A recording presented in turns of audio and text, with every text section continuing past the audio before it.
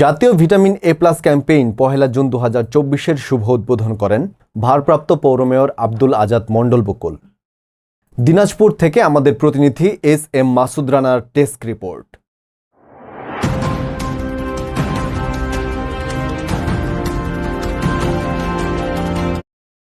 শনিবার ১ জুন সকাল ৮ ঘটিকায় দিনাজপুরের বিরামপুর পৌরসভার আয়োজনে পৌরসভা কার্যালয়ে জাতীয় vitamin A plus campaign ১ June ২০২৪-এর শুভ উদ্বোধন করেন বিরামপুর পৌরসভার ভারপ্রাপ্ত পৌর মেয়র আব্দুল আজাদ মণ্ডল বকুল।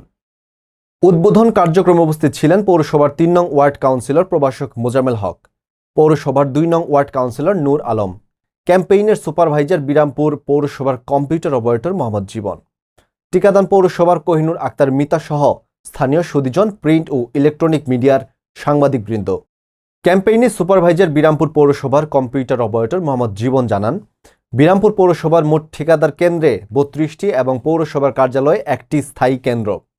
প্রত্যেক কেন্দ্রে ২ জন করে স্বাস্থ্যকর্মী নিয়োজিত রয়েছেন। সর্বমোট স্বাস্থ্যকর্মী ৬৬ জন।